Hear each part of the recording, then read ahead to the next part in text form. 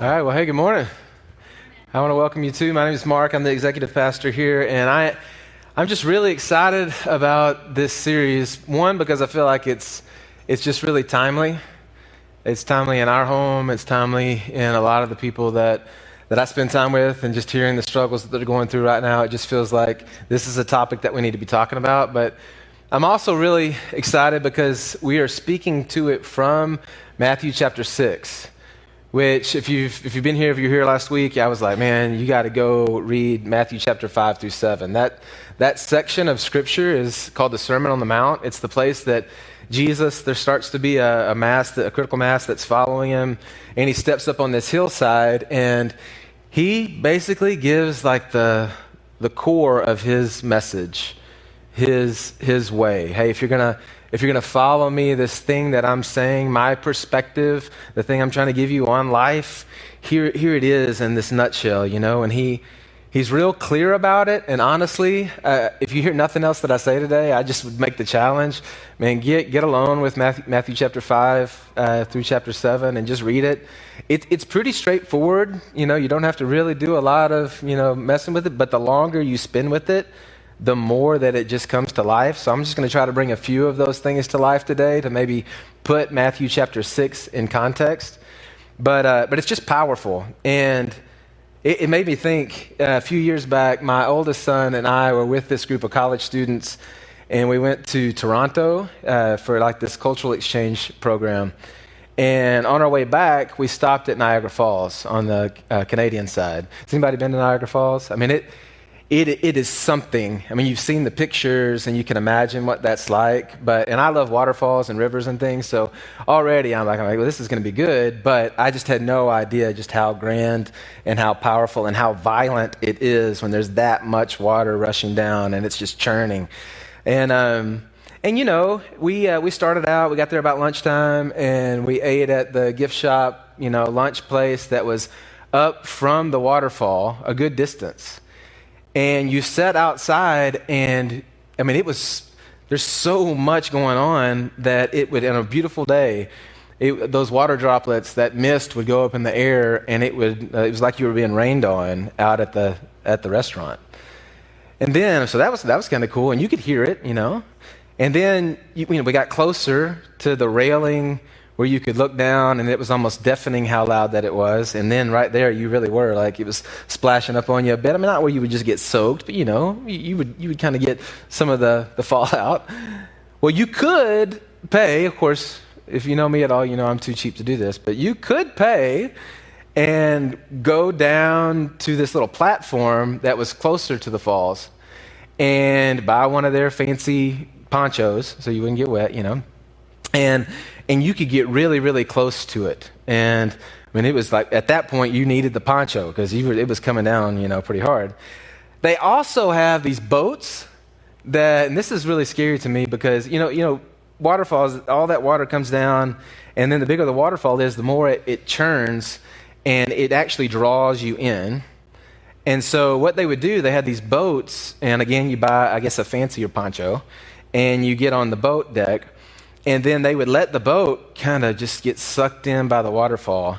And about at the moment that it looked like the waterfall, Niagara was just going to swallow the boat up, then they would hammer the gas and like, "Mwah!" And I swear, we sat there for a long time, and every time I'm like, it's going to eat this one.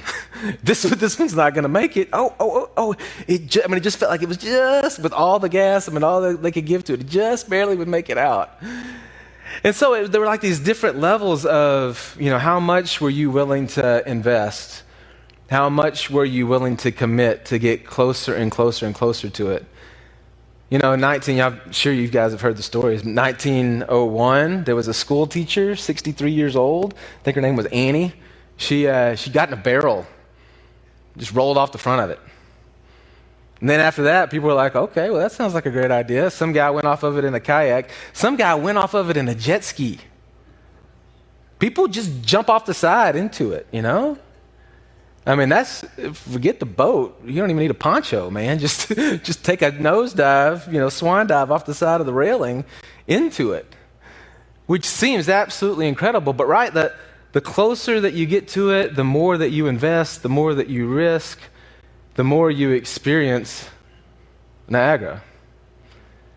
And I say that because it feels like Jesus comes on the scene and he's calling us to something.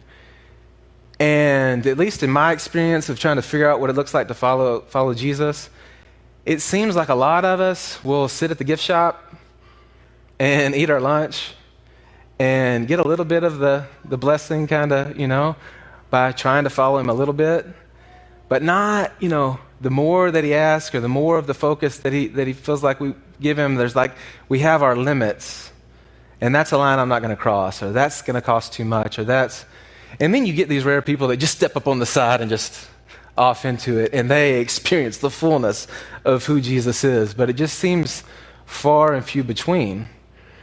And when we look at the Sermon on the Mount, he says some real practical things that everybody in this room, especially on this topic today of treasures in heaven and what this looks like, we would all say that is true.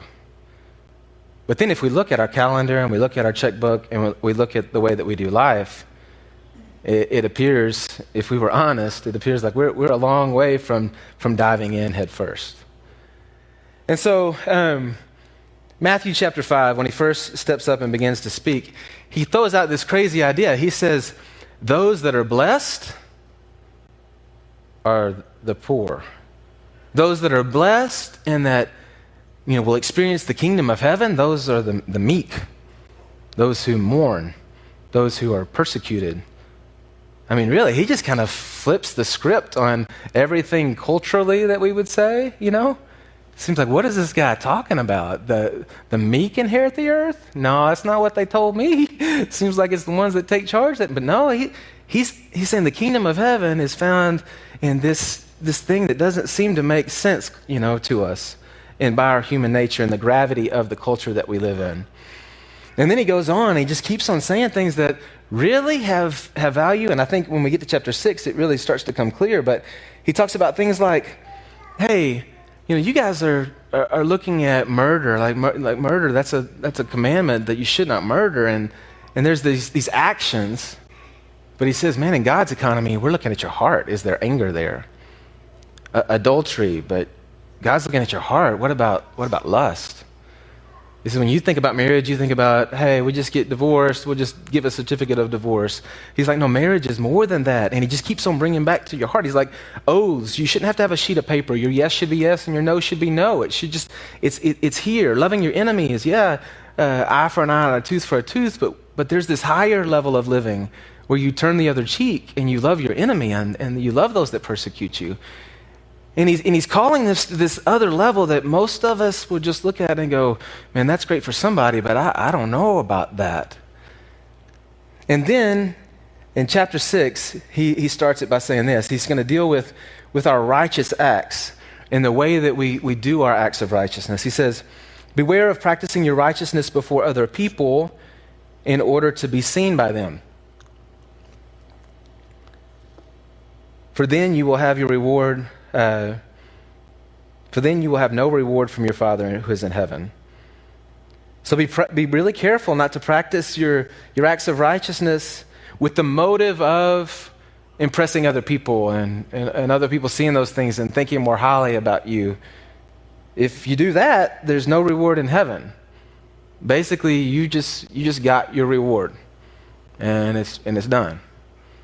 And he gives 3 examples. And if Jesus repeats something, I just think that means it's really important, especially in the Sermon on the Mount, if he says something over and over again. And so first thing he talks about is giving to the needy. And the way he finishes out that section, he says, when you give to the needy, do not let your left hand know what your right hand is doing, so that your giving will be done in secret. And your Father, who sees in secret, will reward you. So basically, there's a way that you could give to the needy where you would make a big show of it, and your goal would be, deep in your heart, would be that other people would think more highly of you. And you could do that. And that's the reward. And it's as temporal and fickle as public opinion. You could do that. Or you could do that same act of righteousness in such a way, and for the reason, the motive behind it, be for your Heavenly Father. And there's this reward. And today, multiple times he talks about rewards here. Then he's going to talk about a treasure in heaven. And I know that there's folks who will try to really give a description of exactly what that treasure looks like. I'm not going to try to do that this morning. I'm just going to go straight from this passage. What we know is that there's a reward that God would give, and that we'll see later in chapter 6 that it doesn't fade away, that it lasts forever. So it's a reward of some type that our good God is giving, and it never ends. That sounds pretty awesome. Or you could forfeit that, and in the way that you do this giving to the needy, it could just die. It could end quickly. Then he talks about prayer, and he says in verse 7, when you pray, do not heap up empty phrases. Verse 6. When you pray, go into your room and shut the door and pray to your Father who is in secret. And your Father who sees in secret will reward you. See how it's worded exactly the same way. When you pray, don't do it and shout out and try to gain attention. Do it in secret. And your Father who sees in secret, who is there, he'll give you a reward. And then he talks about fasting. And he says in verse 17, when you fast, anoint your head and wash your face so that your fasting may not be seen by others, but by your Father who is in secret. And your Father who sees in secret will reward you. See, that's exactly the same thing with all three. And these are all really, really good things. But it's like you could take this really, really good thing and you could do it in such a way that it would basically remove the power from it. Because it's ending. And then in the beginning, and what we're going to look at today in verse 18 or 19, he says, do not lay up for yourselves treasures on earth, because on earth moth and rust destroys and thieves break in and steal, but lay up for yourselves treasures in heaven, where neither moth nor rust destroys and where thieves do not break in and steal. It's like you got a choice about what you do with the things that are in your hand. Now there are going to be things in our hand, and those things aren't pointless. My dad used to listen to a motivational speaker. He had a tape he'd always play in the truck. And it was, this guy would say, I've probably said it here before, he would say, money's not everything, but it's dangerously close to oxygen. and it stuck with me. I'm like, you know what? That's true. I mean, we live on this planet, and the goal isn't to try to escape from it. We live here, and so there are possessions that are in our hand. There's money in our hand. There's time in our hand. There's relationships in our hand. And now what are we going to do with them? And there's a way that we can use them. We can take them, and we can spend them and activate them towards things, invest them towards things that are eternal, where moth and rust do not destroy. Or we can take those same things and use them in such a way that they've just got a real quick end date. The opinions of people, a real quick end date. Material possessions that, they're just going to go away. 100 years from now, they just won't be there anymore. And so it's just short-lived. I thought about it like this, it's like going and building a house on top of a frozen lake. And it's like you build a house and it may be awesome, but from the minute you build it that lake is going to begin to melt and it's going to end up at the bottom of it. Or building a house on top of a volcano. Yeah, it might be great for a little while, but that the clock is ticking. You know it. You know that it has an end date, and yet you do it anyway. But that's what we do. We take our time, our relationships, our money, and we invest it in things that we know have an end date. It's crazy, but that's exactly what we do. It's like as crazy as buying shoes for my kids. Is it not crazy? Any parents out there? I mean, my goodness. I buy it, and a week later, toes coming out the end of it. What are we even doing here? I think we ought to just duct tape their feet till they turn about 18 and stop growing. Because that's all it is. And a size 1 costs the same as my size 11. Now, how do they do that? Like, I got twice as much material on my shoe, and somehow it's the same price? Yeah, I mean, it's this pointless thing that I know when we go to the shoe store. I'm investing in something that's going to have this little bitty short life, and that hurts me. I am made in such a way that hurts me because I want to get the most. I want to, suck the value out of that dollar, and it feels like I just lost big in that gamble. Now, last year, I had to finally give up on some Chacos that somebody gave to me in 2007. It was when we were getting ready to move overseas, and somebody gifted me these Chacos, and I wore them for 10 plus years. And I was still going to try to make them work, but Terry was like, throw those things away. But yeah, I mean, something like that, I feel like, oh man, one, it was gifted to me, so I didn't invest any of my own money in it. And then on top of that, if I had, man, I got $100 20 times over in this thing, man, for 10 years. It just feels good. You know, that's what we're looking at here, was like, we've got these things, and how we invest them. We could invest them in kid shoes that are gone tomorrow. Or we could take them and make them earn something that's beautiful and eternal. Last night, Jack, I don't know what got him onto this, but he got excited about, he's got this stuffed monkey that he's had forever, and he wanted to make a castle for the monkey.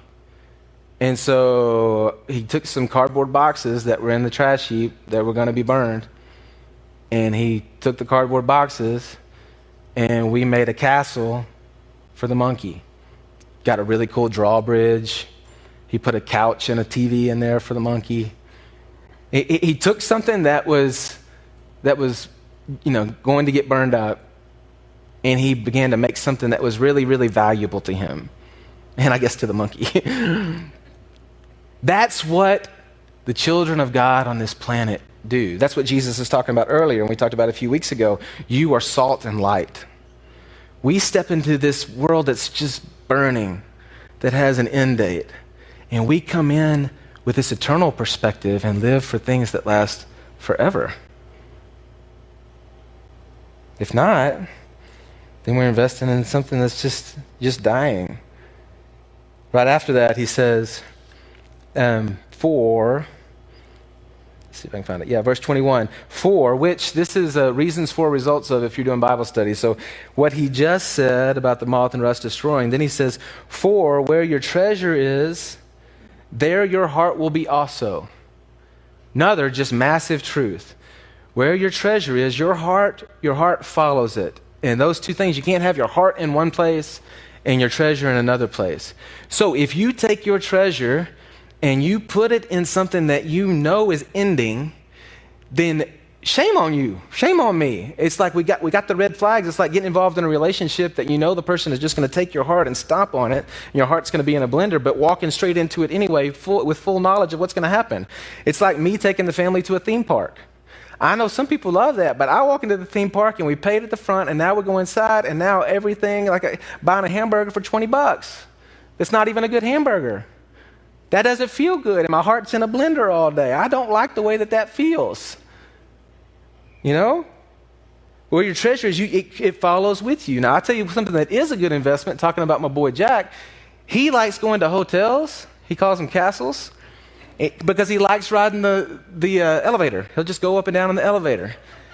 And he really, really likes the pancake sheen, which is what he calls, there's one chain that has this machine in the breakfast area, and it drops the batter, and then it runs down a conveyor belt and spits out a pancake, and he calls that the pancake sheen. You go to a hotel with Jack, I promise you, it's just fun, man. He's excited days beforehand. He's riding the elevator. He's kicking pancakes out. I mean, it's worth every dime. It's well invested, Jesus is calling us, hey, you got these things that you've been blessed with. Now you get to choose what you do with them. And what you choose to do with them, your heart follows that. And so when we talk about anxiousness and peace, or the lack thereof, if we take our heart and we stick it in something, in a blender, that's not going to be, we're going to be anxious. That's an anxious affair. We get ready to ride the roller coaster. If I'm going to take my treasure and I'm going to place it in what you think about me, I better just go ahead and know that I signed up to ride the roller coaster of emotion. Because you're going to like me one day and you're going to hate me the next day. Or if I take my money and I start to place it in something, or buy things that I think are going to make me happy, that are made of metal or plastic or whatever, or brick, and I know that that's going to have an end date on it, just get ready. I mean, right now, a year ago, would we have thought that everything was going to happen the way that it's happened, and things that maybe you invested in that you thought, there's no way that's going to go down? And then he went down. How in the world? Who would have ever thought that we would, be questioning whether we're going to have a college football game or, questioning whether we're going to have a presidential debate? I mean, a year ago, what would you have thought would it have taken to crash some of those things that seemed like it's all ending. There's only one place that we can put our treasures in our heart and not be like this. It doesn't end.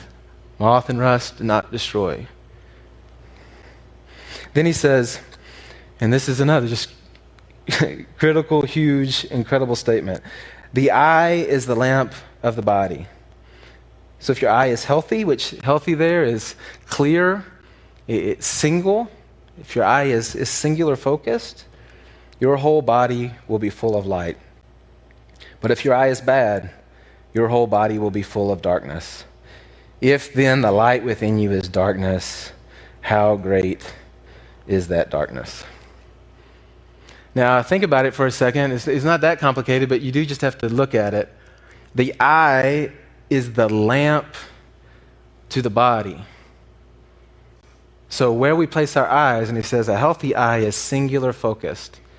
And if your eye is singular focused on something that gives light, that's eternal, then what happens is that light comes and it's like a magnifying glass into your whole body. And your whole body is full of life and light. But if you give your attention and your focus to something that's not that darkness is magnified. And if that's true, then the darkness within you, how great is that darkness? And so you see it, somebody who does look at their life and say that their possessions, their calendar, and they look at life and they begin to focus on that's eternal. And you see that their life is filled up. Have you ever bumped into those people? Maybe there's some folks in this room that I would put in that category that are like, man, you just see that life, that light in them. Well, it's because they're singular focused on things that are eternal. And so it works. It lights them up. And the same is true.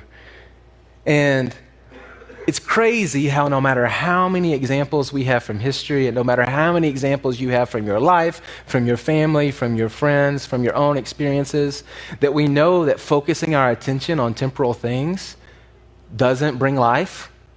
It sucks life. We know that. Just like we say a lot of times around here, we don't have to convince you that the world is broken. We know the world is broken. Well, we know that if you place your attention on temporal things, that it sucks life. It doesn't give life. And even though we know it, we still try it.